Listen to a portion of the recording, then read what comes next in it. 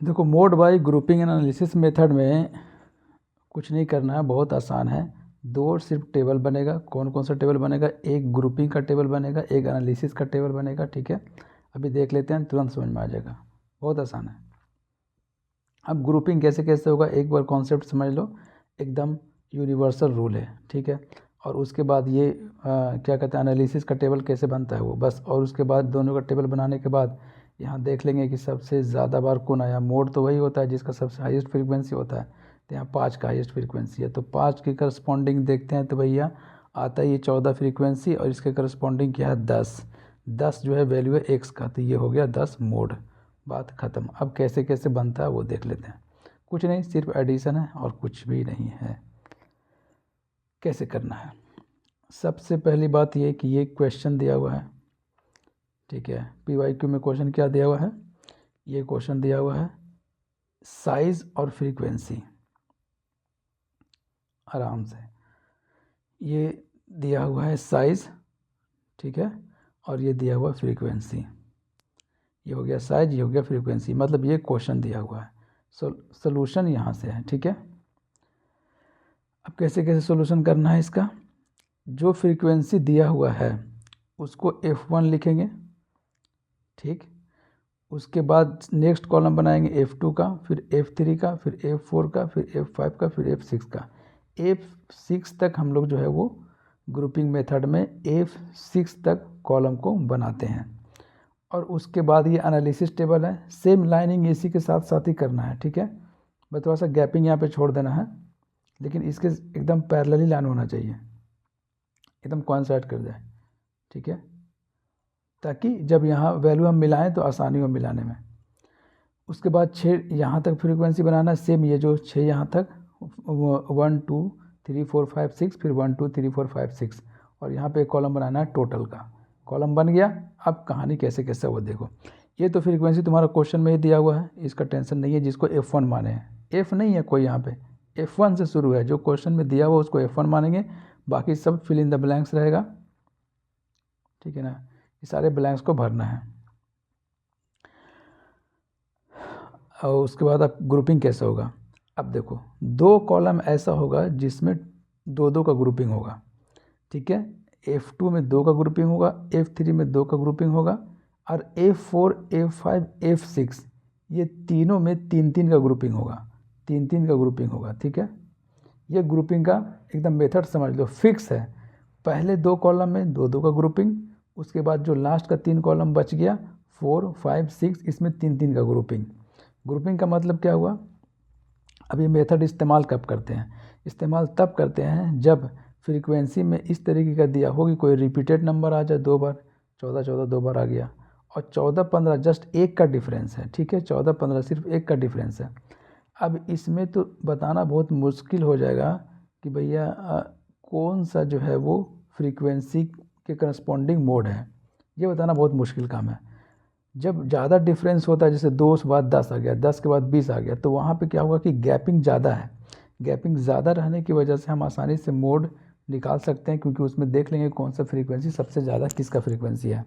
लेकिन इसमें एकदम क्लोज फ्रीक्वेंसी है, 14 के बाद 15 हो गया, या 2 बार 14 आ गया, बहुत क्लोज फ्रीक्वेंसी है, 13 आ गया। ठीक है, तो बहुत क्लोज होने की वजह से हम आइडेंटिफाई नहीं कर पाते हैं कि मोड कौन से फ्रीक्वेंसी के करस्पॉन्डिंग होगा, इसलिए ग्रुपिंग एनालिसिस मेथड को इस्तेमाल करते हैं।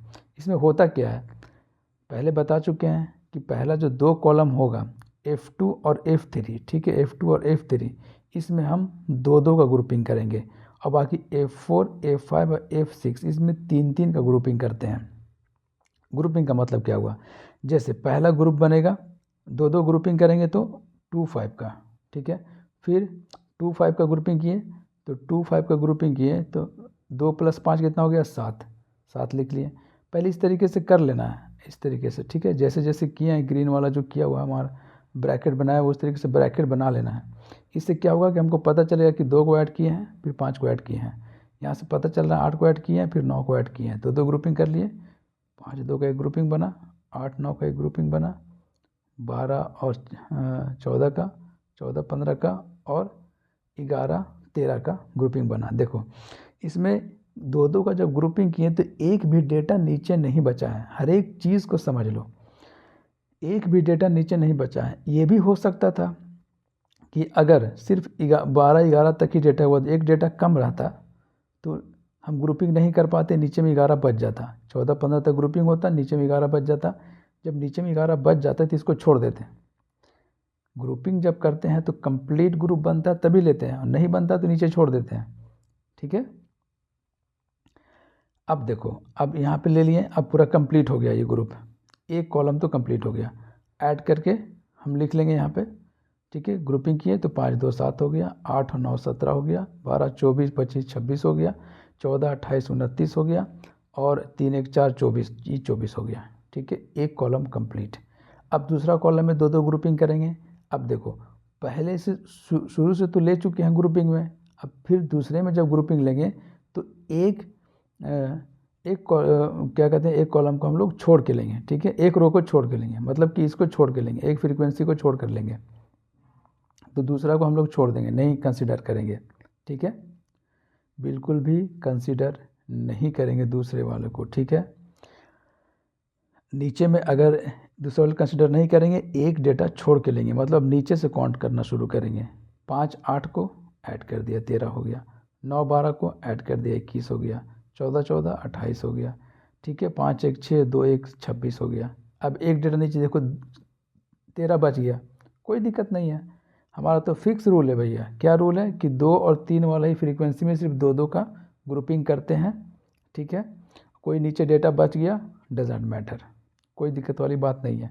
हो सकता है कि इसमें एक और डेटा एक्स्ट्रा रहता, एक्स्ट्रा डेटा होता इसमें, तो 13 के बाद तो हम नीचे ग्रुपिंग नहीं बन पाता, एक ही बचता, तो उसको छोड़ देते।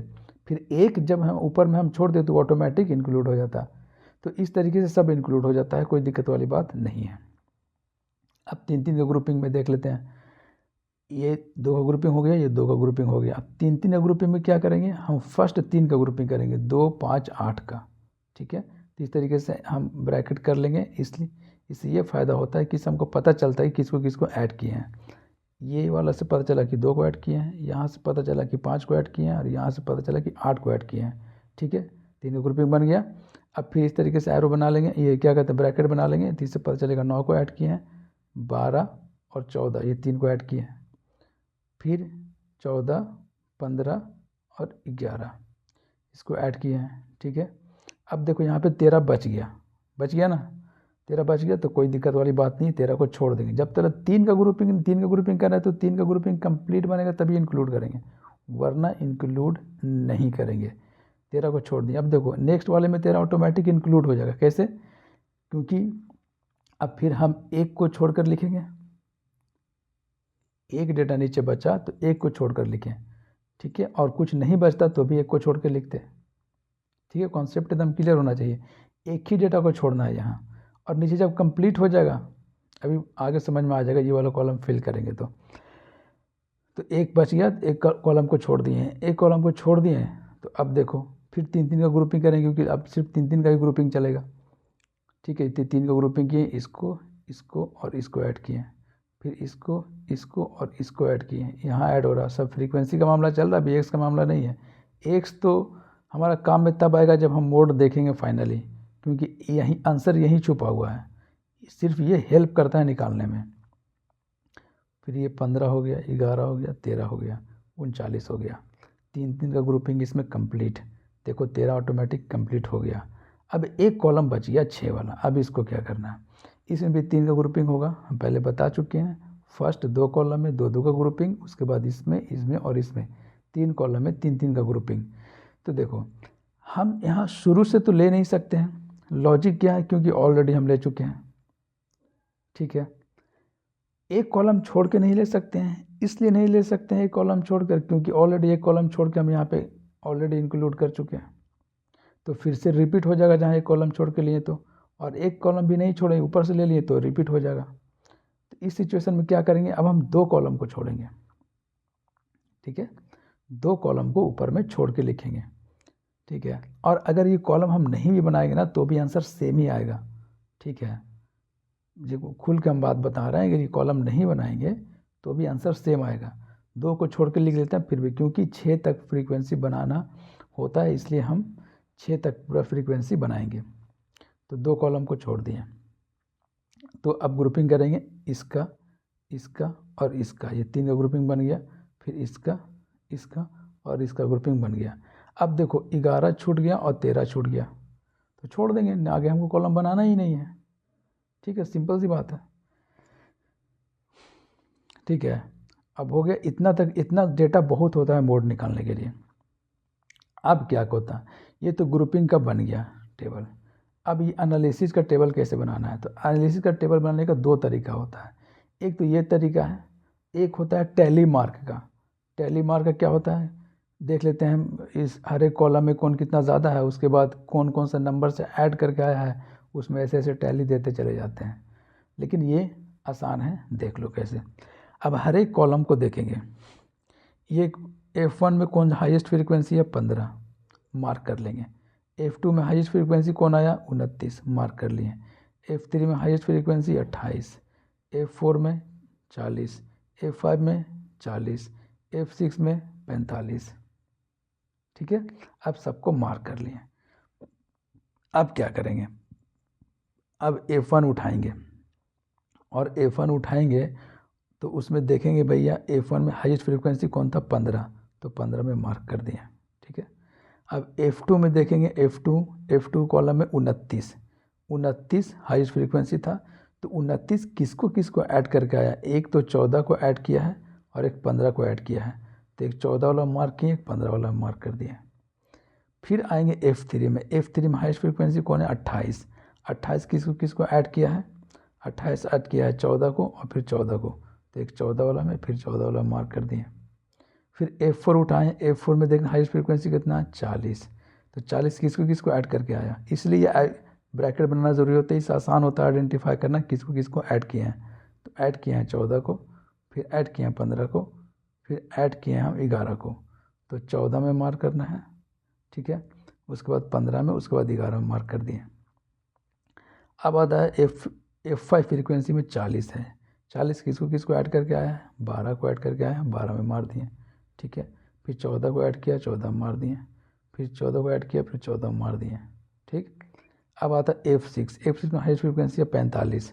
ठीक है, 45, देखो ये 14 को, फिर ये 14 को, फिर ये 15 को, एग्जैक्टली मार्क किए यहाँ 14 को, फिर यहाँ मार्क किए इसको, फिर यहाँ मार्क किए इसको, ख़त्म कहानी। अब सबको देख लो, यहाँ पे कोई नहीं है 0, यहाँ पे कुछ नहीं आया 0, यहाँ पे कुछ नहीं आया 0, यहाँ पे कुछ नहीं आया 0, यहाँ पे एक ही बार आया है टिक। ठीक है, एक बार टिक आया तो 1 हो गया, 1 2 3 बार आया तो 3 हो गया, 1 2 3 4 5 बार आया तो 5 हो गया, 1 2 3 4 बार आया 4 हो गया, एक बार आया है, ख़त्म कहानी। उसके बाद कुछ नहीं है। अब इसमें सबसे हाईएस्ट कौन है 5, तो 5 जब सबसे हाईएस्ट है तो 5 के करस्पॉन्डिंग ले जाएंगे, देखेंगे क्या है 14 फ्रीक्वेंसी है, फ्रीक्वेंसी आंसर तो होगा नहीं। अब 14 करस्पॉन्डिंग कौन सा वैल्यू है 10।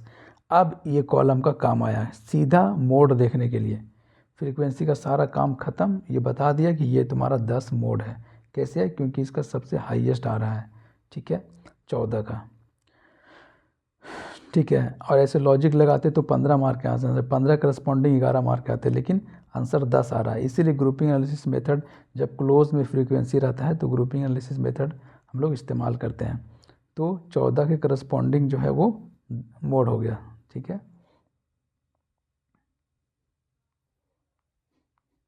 तो मोड क्या हो गया, corresponding to frequency 14 date is 10। Simple था। आगे चलते हैं, एक और ये PYQ है, इसको भी समझ लेते हैं। हम पहले बता चुके, देखो ये क्वेश्चन है, सिंपल बात है, बता चुके हैं पहले, फिर से सुन लो। पहला 2 कॉलम 2 का पेयर, उसके बाद 3 का पेयर, 3 का पेयर, 3 का पेयर, सिंपल है कुछ नहीं। 2 का पेयर लोग 47 52 ऐड करेंगे 99 हो जाएगा, 56 60 116 हो जाएगा। फिर 2 ग्रुपिंग 63 64 ये हो गया, 65 50 ये हो गया। ठीक है, और उसके बाद फिर हम ऐड कर दिए 52 41 ये हो गया, 57 64 ये हो गया। मान लिया कि नीचे 57 64 के बाद एक और डेटा दिया हुआ रहता, तुम्हारा सवाल ये सब पूछ रहा है कि कोई डेटा यहाँ पे बच नहीं रहा, मान लिया यहाँ पे बच रहा था तो छोड़ देते उसको, नेक्स्ट वाले में एक कॉलम छोड़ के लिखते हैं ना, ऑटोमेटिक इंक्लूड हो जाएगा। ठीक है, ये हो गया। अब उसके बाद ये F2 का हो गया, ठीक है। कैसे ये किए थे ये समझ लो एक बार। F1 फ्रीक्वेंसी वो होता है जो दिया हुआ रहता है, F2 हमको निकालना होता है, F3 F4 F5 F6 भी निकालना होता है। फिर इधर कॉलम बनाएंगे F1 F2 F3 F4 F5 F6 का और ये टोटल का, ठीक है, जैसे ऊपर में किए थे। F2 निकाल लिया, F1 निकालेंगे, दो दो का इसमें भी क्या करेंगे, ग्रुपिंग करेंगे एक कॉलम को छोड़कर, ठीक है, एक कॉलम को छोड़ के। तो इसमें दो दो ग्रुपिंग करेंगे तो क्या 52 56 ऐड होगा, ठीक है, आ जाएगा 108। फिर उसके बाद 60 और 63 ऐड होगा, 123 आ जाएगा। इस तरीके से ऐड कर लेंगे, 129 102, ठीक है, इस तरीके से ऐड कर लेंगे हम लोग, ठीक है, दो दो ग्रुपिंग करके। फिर F4 में तीन तीन का ग्रुपिंग होगा, इसमें 47, ठीक है, फिर उसके बाद 52, ठीक है, और फिर उसके बाद ये 56, ये तीन का ग्रुपिंग हो गया, ऐड कर दिए 155 आ गया। कैसे 155 आया, 6 2 8, 8 और 7 15 के 5 हो गया, हाथ में बचा 1, 5 5 10 और 4 14 और 1 15, 155 जोड़ के देख लेना, ठीक है, कहीं भी मिस्टेक नहीं होगा। फिर यहाँ तीन ग्रुपिंग की, ये 60 जोड़ें, ये 60 जोड़ें और ये 60 जोड़ें, ठीक है, तो आ गया कितना 187। ऐसे भी देखो 6 6 6 6 3 18 180 और 4 3 7 187, ठीक है। फिर यहाँ ऐड किए 65 50 और 52 167, फिर 162 आ जाएगा, 41 57 64 को ऐड करेंगे। फिर उसी तरीके से कॉलम हम 5 बना लेंगे। कैसे बनाएंगे, ठीक है, जब ये 12 का डेटा दिया हुआ है तो तीन तीन का ग्रुपिंग बना तो पूरा कंप्लीट ये क्या कहते हैं उसको, एक एक नीचे बच गया,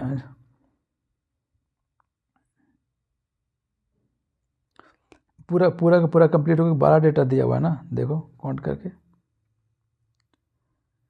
1 2 3 4 5 6 7 8 9 10 11 12। तो जब तीन तीन का ग्रुपिंग किए तो पूरा कंप्लीट हो गया,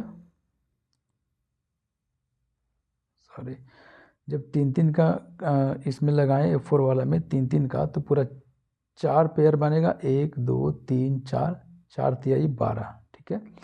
यहाँ पे कुछ छूटा नहीं, अगर छूट जाता तो भी कोई दिक्कत नहीं था, मान लो 13 डेटा रहता तो एक नीचे छोड़ देते, कोई दिक्कत नहीं था। फिर ऊपर में एक हम जब छोड़ के लिखते तो ऑटोमेटिक वो इंक्लूड हो जाता। अब इसमें हम पूरा कंप्लीट हो गया, ठीक है, तो अब हम एक ऊपर छोड़ के लिखेंगे।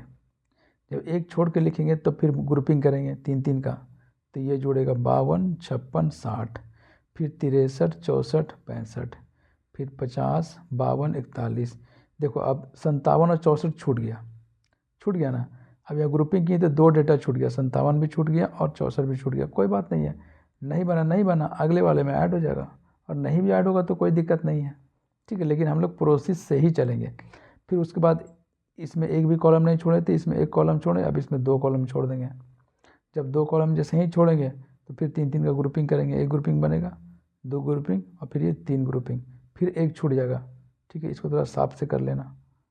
एक ग्रुपिंग बनेगा, दो ग्रुपिंग और फिर ये तीन ग्रुपिंग, एक छूट जाएगा यहाँ पे, ठीक है, क्योंकि 3 3 6 3 9 हो जाएगा, एक यहाँ 10 हो गया और दो यहाँ 12, तो दो यहाँ ऑलरेडी छोड़ चुके हैं, एक यहाँ छूट जाएगा, ठीक है। तो इस तरीके से ग्रुपिंग करके फिर इसको ऐड करके लिख लेंगे।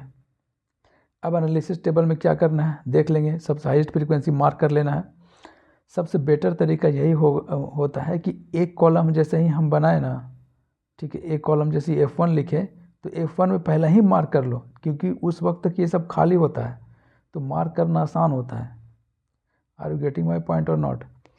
ये F1 है तो जैसे 65 हाईएस्ट फ्रीक्वेंसी, तो 65 हम यहीं पे मार्क कर लिए, तब तक ये सब हम कैलकुलेशन नहीं करेंगे, ठीक है, ताकि आसानी होगा। फिर जैसे ही F2 कैलकुलेट किए तो F2 में मार्क कर लिए 127, तो 127 कैसे बना भाई, 127 बना 63 और 64 को करके, तो 63 और 64 में मार्क कर लिए, पहले ही मार्क कर लेंगे, साथ साथ मार्क करते चले जाएंगे। ये नहीं कि पहले हम ग्रुपिंग टेबल बना लेंगे और उसके बाद फिर एक एक देख के मार्क करेंगे, ये नहीं करना है, ऐसे फिर बहुत कन्फ्यूजन हो जाएगा इतना सारा डेटा में।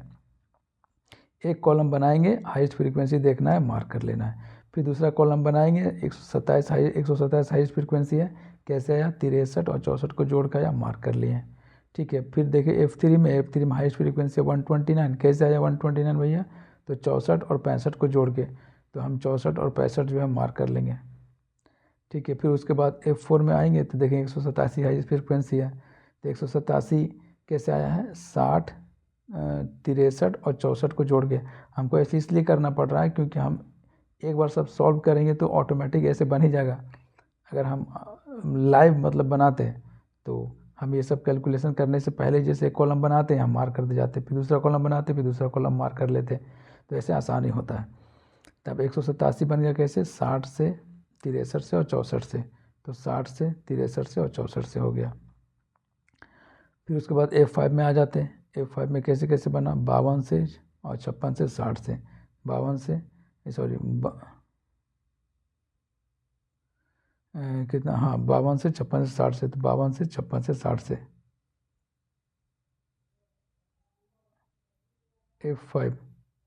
F5 में 152 से क्यों बनेगा, F5 में तो हाइस्ट फ्रीक्वेंसी 187 है ना, तो 187 बना 60 से, 63 से, 64 से, तो 60 से, 63 से, 64 से। अब F5 हो गया। F6 में अब देखो, F6 में ये दोनों नंबर बराबर है, 179 यहाँ भी ऐड करके आ रहा है, 179 यहाँ भी ऐड करके आ रहा है, लेकिन हमको पता नहीं है कि कौन सा वैल्यू क्या यहाँ पे गुल खिलाएगा, तो हम दोनों को मार्क करेंगे। कैसे, अब इस 179 किसको किसको ऐड करके आया, 56 को ऐड करके आया। देखो ऐसे इसलिए हमको करना पड़ रहा है क्योंकि हम लाइव नहीं बना रहे हैं, पहले बना चुके हैं उसके बाद वीडियो बना रहे हैं, एक एक करके कॉलम करते जाते तो ये सब झंझटे नहीं होता। अभी लास्ट का कॉलम बचता, ऑटोमेटिक बन जाता। 56 हो गया, फिर 60 हो गया, और फिर उसके बाद ये 63 हो गया। तो 56, 60 और 63, ये किसको किसको ऐड करके बना, एक ये 64, ये 65, ये 50, ये 64, ये 65, ये 50, ठीक है, मार्क कर दिए। दोनों था, दोनों को मार्क किए। अब हम ऐड करेंगे, यहाँ पे कुछ नहीं, ज़ीरो, यहाँ पे कुछ नहीं, ज़ीरो, यहाँ पे एक, तो यहाँ पे एक हो गया, 1 2 तो यहाँ पे 2 हो गया, 1 2 3 4 तो 4 हो गया, 1 2 3 4 5 तो 5 लिख दिए, 1 2 3 4 4 लिख दिए, एक आया, एक लिख दिए, फिर 0 0 0 सब ठीक है। अब देखो हाईएस्ट फ्रीक्वेंसी पता चल गया कि 5 पे है, 5 के करस्पॉन्डिंग चले जाएंगे, 64 फ्रीक्वेंसी आया, इसके करस्पॉन्डिंग कौन है, 12। सिंपल बात करो ना, 5 सबसे हाईएस्ट है, हाईएस्ट इसका एक्स का वैल्यू कौन है, 12 है, तो 12 मोड हो गया, बात खत्म। अब यहाँ नोट करके कुछ बात लिखें, frequency is not mode, frequency कभी मोड नहीं होगा, it's only indicate which value of x occurring maximum, कौन सा वैल्यू मैक्सिमम टाइम में आता है, that value of x is mode, ठीक है, वो वैल्यू जो होगा वो मोड होगा। मतलब 5 जैसे आया फ्रीक्वेंसी, तो अब ये 64 फ्रीक्वेंसी है, तो 64 आंसर नहीं होगा, 64 के करस्पॉन्डिंग 12 ये आंसर होगा। मोड हमेशा एक्स वाला वैल्यू लेते हैं, ये सब तो सिर्फ क्या करते हैं, हेल्प कर रहा है मोड निकालने में, ठीक है। यहाँ पे भी लिख दिया corresponding value of 5 that is 64 frequency आ गया। अब 64 के करस्पॉन्डिंग वैल्यू क्या है, 12, ठीक है, मोड वैल्यू ऑफ एक्स, हर चीज़ से क्लियर एकदम, कोई दिक्कत वाली बात नहीं है। तो एक बार प्रैक्टिस करो, एकदम समझ लो, आसान भाषा में कुछ नहीं करना है, कॉलम बनाना है 6 को, 6 कॉलम इधर बनाना है। इसमें नहीं होता, F1 से सीधा शुरू करते, जो फ्रीक्वेंसी दिया हुआ था F1 मार्क करेंगे, F2 F3 F4 F5 F6, F1 F2 F3 F4 F5 F6 total करेंगे। दो वाले पहले 2 कॉलम को मतलब दो का ग्रुपिंग करेंगे, कोई नीचे एक आध डिजिट बच जाएगा, छोड़ देंगे, कोई दिक्कत वाली बात नहीं है। फिर ऊपर में एक गैप करके लिखेंगे, ठीक है, वो ऑटोमेटिक इंक्लूड हो जाएगा, अगर छूटा हुआ रहेगा तो, नहीं छूटा हुआ रहेगा तो भी कोई बात नहीं है। फिर इसमें F4 में 3 का ग्रुपिंग करेंगे, ठीक है, कुछ छूट गया नीचे, छोड़ देंगे वो सही, नहीं ग्रुप में आएगा छोड़ देंगे, फिर एक कॉलम को छोड़ेंगे, फिर ग्रुपिंग करेंगे, एक जो छूटा हुआ होगा वो ऑटोमेटिक इंक्लूड हो जाएगा, ठीक है। फिर 2 को छोड़ेंगे, फिर उसके बाद ग्रुपिंग करेंगे। 6 से ज़्यादा नहीं जाना है, जितना बनेगा उतना ही बनेगा, उतना ही आंसर आ जाएगा, ठीक है। अब उसके बाद हम देख लेंगे हर एक कॉलम को साथ साथ करते चले जाएंगे। जैसे F1 में हाईएस्ट फ्रीक्वेंसी 65 है, तो पहले ही 65 पे मार्क कर लेंगे। फिर दूसरा फ्रीक्वेंसी जैसे ही निकालेंगे तो देखेंगे कि 127 इसमें ज़्यादा है, तो 127 को कैसे आया मार्क कर लेंगे। फिर तीसरा फ्रीक्वेंसी में आएंगे, ठीक है, देखेंगे वो 129 ज़्यादा है, कैसे कैसे आया उसको मार्क कर लेंगे, ठीक है। फिर F4 वाले में आएंगे, मतलब कि F4 निकालेंगे जैसे ही, साथ साथ इसको मार्क करते चले जाएंगे। ऐसा कभी भी गलती मत करना कि पहले ग्रुपिंग टेबल बना लेना अब उसके बाद जो है हम एनालिसिस टेबल बनाएंगे नहीं, एक कॉलम बनाना है, हाईएस्ट नंबर देखना है कैसे आया, किसको ऐड करके आया मार्क कर दो। दूसरा कॉलम बनाना है, हाईएस्ट नंबर देखना है किसको किसको ऐड करके आया मार्क कर दो। फिर चौथा कॉलम बनाना है, ठीक है, कौन हाईएस्ट है, कैसे कैसे आया, किसको किसको ऐड करके आया है मार्क कर दो। मार्क करने के बाद यहाँ टोटल ऐड करके लिख दो। जैसे देख लें हाईएस्ट फ्रीक्वेंसी 5 पे है तो 5 की एकदम सीधा सीधा लाइन खींचो, करस्पॉन्डिंग 12 मोड मारो, आंसर कहानी ख़त्म। ठीक है, best of luck for your exam.